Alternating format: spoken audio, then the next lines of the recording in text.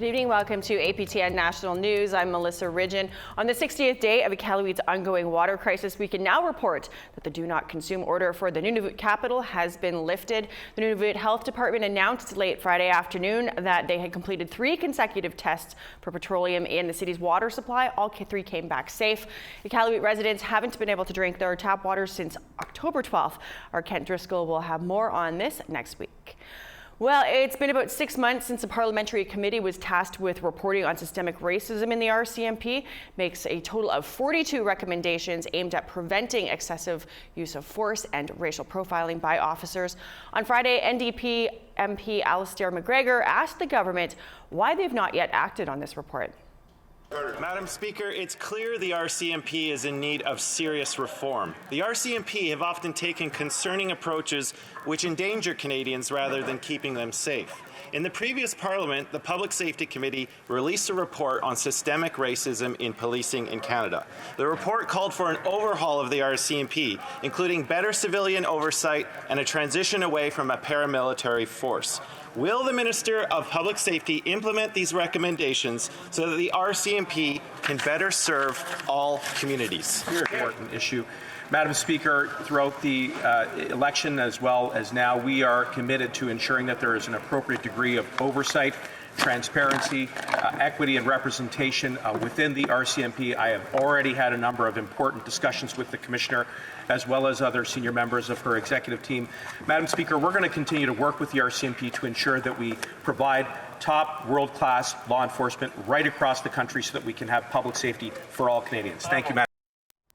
This week, Quebec updated their anti-racism action plan. It was drafted and tabled last year without Indigenous oversight, and they're touting a grocery list of improvements since 2020. But they aren't budging on one critical to racialized communities. That's the term systemic racism. Quebec's anti-racism report has 25 recommendations, including to hire and retain more immigrant workers, improve cultural sensitivity training for police, and speed up human rights complaints. Their newly minted anti-racism minister says there is movement on most of the recommendations, and the province's Indigenous Affairs minister says that most of the Indigenous-specific points are being addressed through a separate plan developed by his department. Journalists asked whether Quebec's racism issues are systemic. When you start to qualify the type of racism, systemic or not, I think that really divides us on something that really should unite us. When I look at the 25 action plans, or when I was thinking of myself as a younger man being pulled over by the police, I don't think it really matters that whether or not it was systemic. I think I just don't want it to happen. I think it's the way to go, to focus on what unites us. I think we can all agree here that racism ought not be, and that we really need to do a lot more to resolve that issue. We've been living with the COVID pandemic for nearly 2 years now. Vaccines are a big part of keeping the virus under control, but many people are still hesitant about the shot. APTN's Chris Stewart met a chief from one Alberta community who nearly died after not getting the vaccine. He's now doing all he can to encourage more people to roll up their sleeves. Chief Roger Martin of the Cold Lake First Nation says in early September he was starting to feel run down. A couple of days later, he had problems breathing. My girlfriend, she came pick me up, and I told her, I can't get up, I can't move. And so we called 911. 911 came, picked me up, took me to the hospital. As far as I remember, I just remember going in to the hospital, sitting down there as they worked on me, and I remember calling saying, I think they might air vac me to Edmonton. And that was the last thing I remember. I woke up 2 weeks later. Chief Martin had gotten the Delta variant of COVID-19. He says he thought he had natural immunity from having COVID-like symptoms earlier in the pandemic. He was wrong. During his 2 weeks in an Edmonton hospital ICU, he lost 50 pounds and almost had to have a tracheostomy to help him breathe. He was given a hard-to-find drug from Regeneron Pharmaceuticals that helps people already with COVID. He says that, and love and prayers from family, pulled him through. And there was a lot of peaks and valleys that the nation and a lot of people were concerned about my health. And, I tell people I don't know a whole lot. I just woke up. He woke up on September 22nd, and 5 days later, walked out under his own power. Now he wants more people to get vaccinated. He says Cold Lake First Nations has a high percentage of about 70% vaccinated, but he wants it higher. I'm on my way to promote this vaccine. Personally, I don't want anything like that to happen to anybody because it's very bad. We had lost some band members to it, and it's like I said, it's preventable if we all do our part and get our vaccination. He says his experience changed the minds of some who were not planning on getting the shots. I had some friends that were totally against the shots, and after they saw me, they said, "Hey, Roger, because of you, we got our shots. If it could happen to you, that's too close to home." So I was like, "Thank you." I said, "That makes me happy." Chris Stewart, APTN National News, Cold Lake, First Nations. British Columbia has just reported its deadliest year on record with an alarming number of overdose deaths since the opioid epidemic started there 6 years ago. Right now, about 6 people in the province are dying every day from an overdose. APTN's Tina House joins us from Vancouver's downtown east side. It's been just about 5 years since the public health emergency was called here in BC for the opioid epidemic. Joining me today is Trey Helton from the Overdose Prevention Society. Trey, what can you say about the situation here and what's happening with people overdosing with the toxicity and the drugs? I don't think it's going to stop. I think it's going to continue. I don't see it stopping, unfortunately. So. What can be done to help the situation? I know that harm prevention measures have been asked about from the federal government and the provincial government. What would you like to see happen? Well, I mean, we need lots of different options for lots of different people. So some of the things that I see from a street level that would be helpful are obviously safe supply.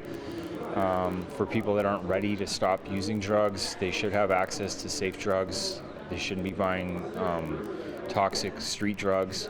Another option would be detox on demand is something I'd like to see. Like working here at Ops, sometimes people will come up and say, "Hey, you know what, I'm feeling done. I'd like to find a way out of this where I'm stuck as an entrenched user." And that window is like so small when it comes down to like getting someone into like detox or treatment.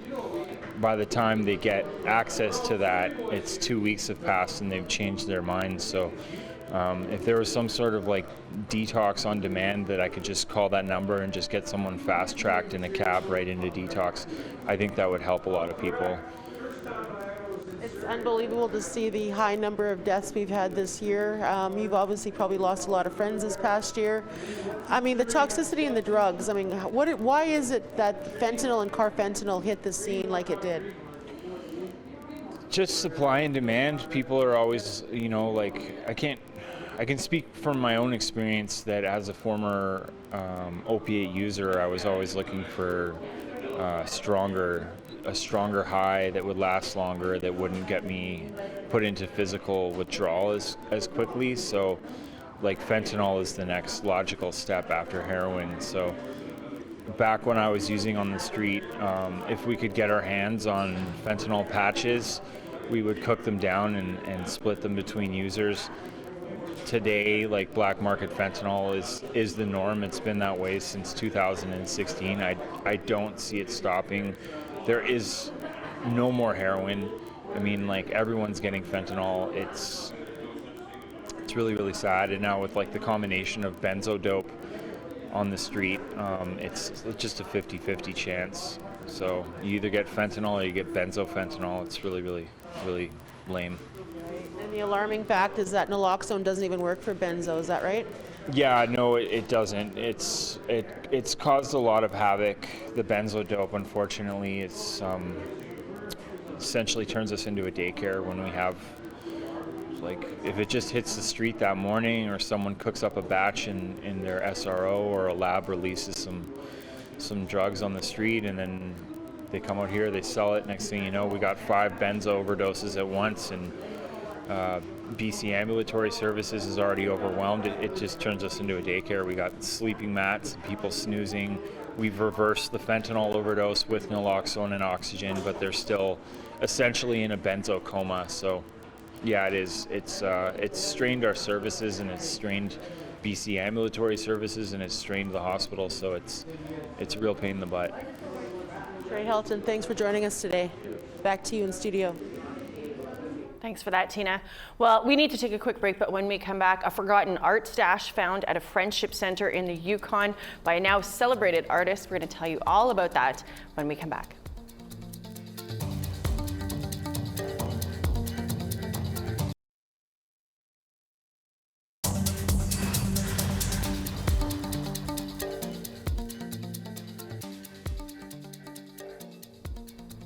Well, the news doesn't stop when temperatures plummet, but there's a lot going on in the Northwest Territories this month. There's moves to help the homeless situation. The government is also considering new missing and murdered women legislation. Plus, there's an election. We are joined now by Charlotte Mort-Jacobs to talk about what she's working on in Yellowknife, the capital. Charlotte, I understand that a new day shelter has opened up just outside of Yellowknife. Can you tell us what that's all about? Yes, of course. So over the last few months, there's been a lot of discussion over the need for a temporary day shelter as the winter months approach. And Indigenous governments such as Dene Nation and nonprofits have kind of banded together to create an on-the-land healing facility just outside of town. Meanwhile, in Yellowknife, a new temporary day shelter has taken shape and has opened this week, able to accommodate up to 45 people. But last night when I toured the facility, advocates really spoke to me about the need to bring those people from the day shelter in town and get them out on the land to this healing facility. You know, the NWT also tabled a much anticipated draft action plan for missing and murdered Indigenous women and girls. What's in that plan, if you can tell us? There's a lot jam-packed in this draft report. There's approximately 95 calls for action, a lot of them justice related, such as trauma-informed training and community policing services, as well as a new missing persons legislation, which is vitally needed. Currently, there's nine missing women in the territory. But the draft plan isn't 100% complete. They're going to spend the next approximately 4 months going to communities and seeing what frontline workers would like, what community leaders would like included in that plan to be released, I believe, by June of 2022. Can you tell us about the election in Dunedin as well, and what can we expect from that? Absolutely. So an election took place last night. It was the first time that the Dene Nation had went virtual, and Chief Jerry Antoine of Lillek'weh First Nation ended up on top with 128 votes to incumbent Norman Yakalaya, who came in at 88 votes. Wow. Now the new chief has yet to be sworn in. That'll happen next week. But his campaign, I can tell you, did really hinge on the unification of Dene families and building that relationship between Dene families, community, and nation. Before I let you go, I have to ask, just for my own personal curiosity, you know, the territory was shipping pregnant women down to Edmonton to have their babies. Not an ideal circumstance, obviously. What's going on with that? I mean, we saw a couple stories from you, I guess, a week or two ago. Has there been any movement on that? So the health department has announced what sort of supports there are available for women, but right now it seems like it's kind of the status quo that women will still go down south to give birth. I've had a few mothers reach out to me that weren't able to go on record quite yet about what they're going to do with their children. Right now, not everyone who's going down south is able to bring their other children with them. So there's discussion around what supports the Northwest Territories government is going to need to provide for women to be able to travel with families. But that's at a standstill. Yeah. Well, Charlotte, always good catching up with you. Thank you for a little roundup from the NWT. It was a pleasure. Thank you. A friendship center in the Yukon got quite a surprise recently. For over 20 years, several pieces of rare First Nations art were tucked away and forgotten at the center until now. And as it turns out, some of the pieces are by a celebrated Ojibwe artist. Here's Sarah Connors with more on that story. This is the first artwork we found that's on the actual paper, so the thick paper. These prints by Ojibwe artist Carl Beam are a forgotten treasure. For years, they were tucked away in a filing cabinet at the Skookum Jim Friendship Center in Whitehorse. Skookum Jim's executive director, Bill Griffiths, discovered the prints on Monday. We're trying to better understand how it happened. It's no small find. Carl Beam was a prolific mixed media artist. Born on the Chicken First Nation in Ontario, his art often provoked conversations about the Indigenous experience in Canada. Beam died in 2005. His cousin, Joe Migwans, says Beam's art was extremely thought-provoking. It's amazing, like, you can really have a lot of conversation around his work. Any piece that he's done, like, draws big conversation. The prints aren't the only art to be uncovered.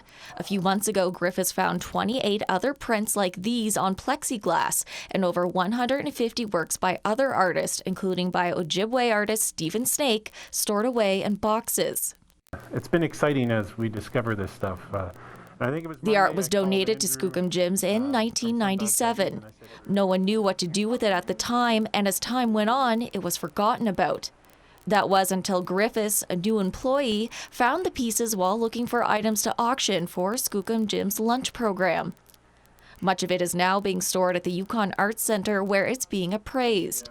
I'm now at the point when I find something, rather than search through it it's just, okay, let's hand it over to the experts here. And so we're still waiting to hear back. So. Meanwhile, Migwans got to keep one of the pieces. He chose this plexiglass piece of an unborn fetus. And that piece was done in 1997, and so today we have this Orange T-shirt day. It's not connected, but it just seems kind of coincidental that that piece was orange and it was an unborn fetus on the picture. Some of the artwork will be auctioned off to the public to support programming at Skookum Jim's. Other pieces will be sold to art galleries across Canada. Sarah Connors, APTN National News, Whitehorse. Well, the City of Winnipeg unveiled a new mural this week as part of the city's commitment to diversity and anti-racism. Rolling River First Nation Jeannie Whitebird is one of the artists on the project. Our very own Daryl Stranger caught up with her. It's not the first time Jeannie Whitebird has painted a mural. The emerging artist's work can be seen throughout Manitoba, including this one at her hometown library in Selkirk, just north of Winnipeg. Called Sacred Spirits of Turtle Island, the massive amphitheater is one of a kind. But it is her latest piece at Winnipeg City Hall that is getting all the buzz. The traditional name that was gifted the mural that's at City Hall in Winnipeg, it was given a traditional name by Elder Marcel McKay from Rolling River First Nation. And that name is Gakina Gidinaway Magananim. And that's translated to "we are all related." That translation was given by Elder Roger Roulette in Winnipeg. The work was a collaboration with mural artists Charles Johnston and Ellen Hart. It features symbols like stars, feathers, and water. When people come and visit the mural, Whitebird wants them to feel its spirituality. So the overarching meaning and message that we want people to get from it is that spiritually we are all related to one another. We are related to the people, to across all nations, all genders, all ages, and all nationalities. We are even related to the plants, to the animals, and to everything on Mother Earth. But her favorite element is personal. I just love the spiritual component in every single piece. I really liked the fact that I could incorporate my daughter's star blanket, my daughter's baby star blanket, in the very last segment within the celestial component. So that kind of reminded us, that to walk in a humble way, to be humble on Mother Earth, because really we're just little specks in the whole scope of the universe. The mural will stay at City Hall for a few months and then will travel to other city buildings. Daryl Stranger, APTN National News, Winnipeg. Unanimously loved by everybody here at APTN as we're watching that. Well, it's time for another break, but we've got lots of news still ahead, so stay with us.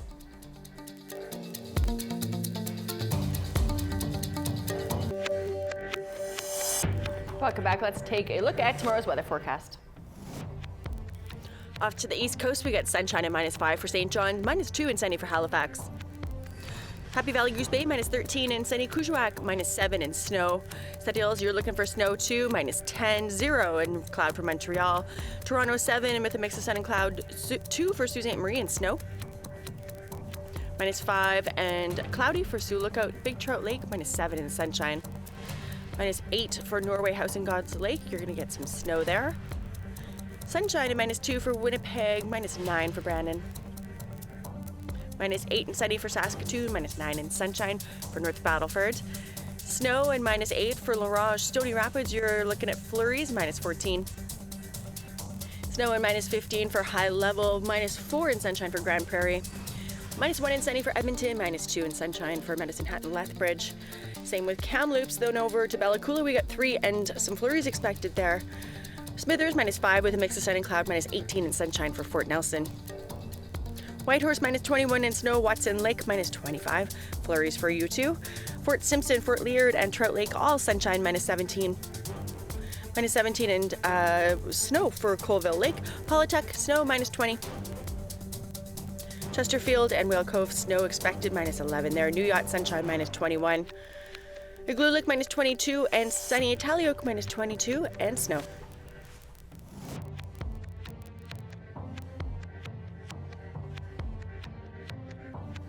Four high school boys from a First Nation in Manitoba took home gold at a national basketball tournament this past weekend, representing First Nation youth in Arizona.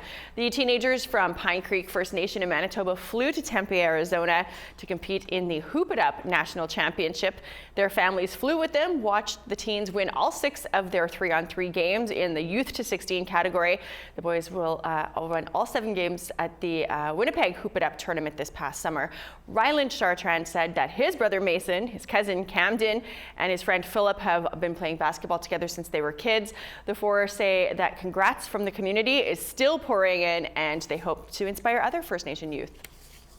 We're all proud and we're all honored. This is really big for all of us. This is big for our community, trying to get our community known, put us on the map, We hope to inspire all the younger and up and coming basketball players too, to follow your dreams and never give up, because anything is possible. Congratulations. We are so proud of you here at APTN.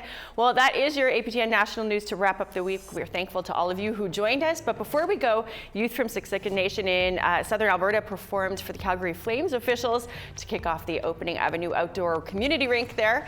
Here's some of the sights and sounds from that opening ceremony. I'm Melissa Ridgen. Have a great weekend. We'll see you back here on Monday.